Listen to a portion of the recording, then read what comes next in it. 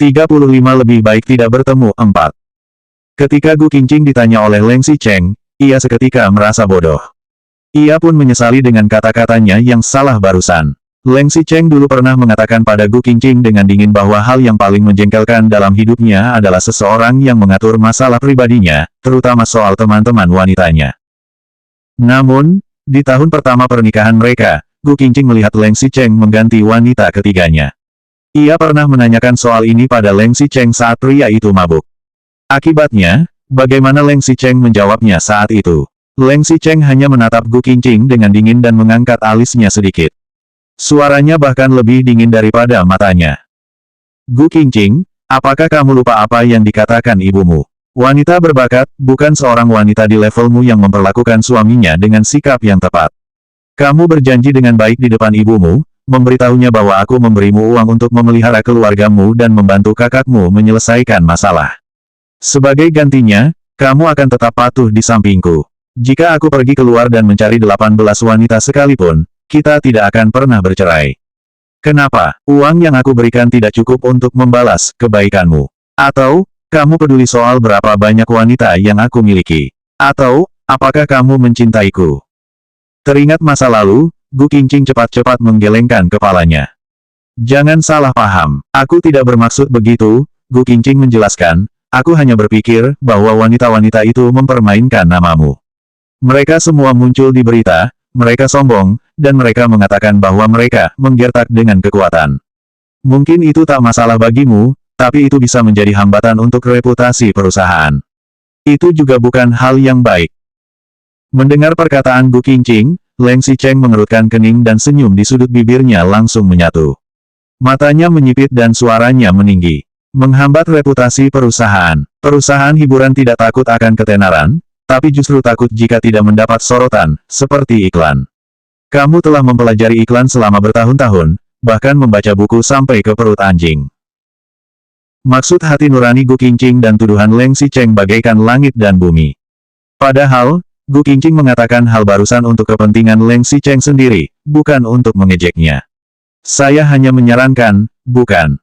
Tanpa diduga, wajah Leng Xicheng menjadi lebih dingin. Ia menatap Gu Qingqing dengan ironis, menyeringai, kamu pegang saja kesucianmu untuk menjalani hidup. Setelah berbicara, Leng Xicheng terlalu malas untuk melanjutkan amarahnya. Ia segera berbalik dan menaiki tangga, meninggalkan tampak punggungnya yang menghina.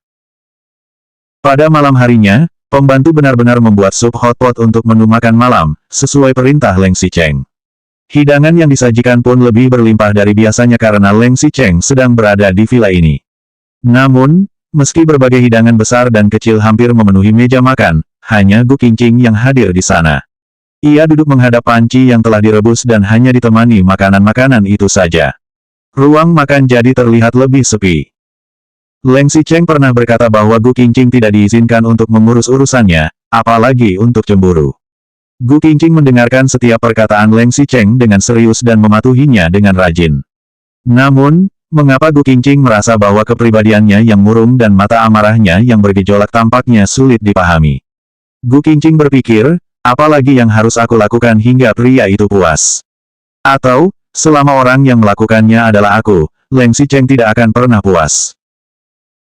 Pembantu memperhatikan sup di hotpot perlahan-lahan mengering, namun ia tidak memasukkan daging dan sayur. Ia segera menambahkan sup ke dalamnya, lalu bertanya ragu-ragu, Nyonya, apakah Anda tidak ingin mengajak suami Anda untuk makan bersama? Gu Qingqing menggelengkan kepalanya, tidak berani menggaruk cetakannya dan sudah kehilangan nafsu makan.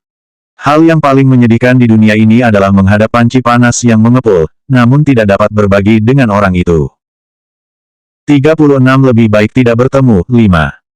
Gu Qingqing tersenyum pahit. Ia mengulurkan tangan untuk mematikan api hotpot, lalu berkata kepada pembantunya, kamu tahu, tidak peduli pasangan seperti apa kamu cari di masa depan, ingatlah bahwa kamu harus mencari seseorang yang bisa makan bersamamu. Gu Qingqing tetap tinggal di lantai bawah. Saat jam menunjukkan pukul 9:30 malam, barulah ia perlahan naik ke lantai atas. Pengalaman mengajari Gu Qingqing bahwa ketika Leng Xicheng marah, lebih baik tidak pergi menginjak ranjaunya sebelum ia meledak dan menghancurkan Gu Qingqing menjadi ampas. Sekarang jam 9:30. Leng Xicheng harusnya sudah tidur. Pikir Gu Qingqing. Tidak, hari ini tidak mungkin Leng Xicheng datang ke kamar untuk tidur bersamaku, kan? Leng Xicheng punya ruang buku dan kamar tidur sendiri. Tidak mungkin baginya untuk hanya tidur dengan Gu Qingqing meski semalam saja. Gu Qingqing cukup sadar akan hal itu. Leng Xicheng adalah presiden Huangting Entertainment yang tidak pernah kekurangan wanita cantik. Selain standar pinggang tipis, kaki jenjang, serta rambut keriting yang disukai Leng Xicheng, semua macam wanita ada juga di sana. Dibandingkan dengan para wanita itu, Gu Qingqing tidak bisa menyenangkan Leng Xicheng seperti mereka melayaninya. Sejujurnya, tidak ada wanita yang bisa menyenangkan Leng Xicheng.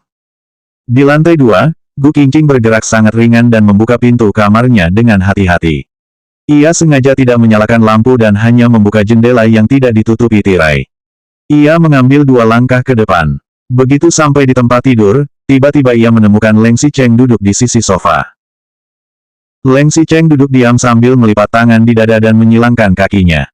Karena lampu tidak menyala, sosok Leng Xicheng seakan tersembunyi dalam malam yang gelap. Ia tampak seperti patung Romawi di museum, memadatkan temperamennya yang tertutup dan memicu rasa sesak. Meski Gu Qingqing tidak bisa melihat ekspresi halus di wajah Leng Xicheng karena ruangan masih gelap, ia merasa bahwa tampaknya Leng Xicheng telah duduk di sini selama berjam-jam. Kini, Leng Xicheng sangat marah. Gu Qingqing terkejut hingga melangkah mundur tanpa sadar. "Mengapa kamu di sini?" Leng Xicheng tidak menjawab. "Tidak makan malam?" Gu Qingqing kembali bertanya, "Sup manis wijen sudah disiapkan di bawah." Begitu Gu Qingqing selesai bicara, Leng Xicheng tiba-tiba berdiri. Ia melangkahkan kaki panjangnya mendekati Gu Qingqing tanpa mengucapkan sepatah kata pun. Gu Qingqing pun ketakutan dan segera melangkah mundur. "Leng, aku." Mata Leng Xicheng dingin seperti es, tetapi tubuhnya panas seperti api. Ia memegang tubuh Gu Qingqing dengan erat lalu menyerang bibirnya. Gu Qingqing yang terkejut pun menutup bibirnya, kemudian segera melawan. Tanpa ragu, ia memindahkan Gu Qingqing ke samping tempat tidur dan mendorongnya hingga jatuh. Jari-jarinya menyambar piyama sutra Gu Qingqing dengan kencang. Setelah 2 kali menarik namun piyama itu tak kunjung lepas, ia menarik lagi dengan lebih kuat. Serak, serak. Piyama sutra Gu Qingqing kini terbelah menjadi 2 bagian. Leng Xicheng kemudian membalik badan Gu Qingqing hingga membuatnya langsung kewalahan. "Tunggu, aku masih belum mandi. Tahannya."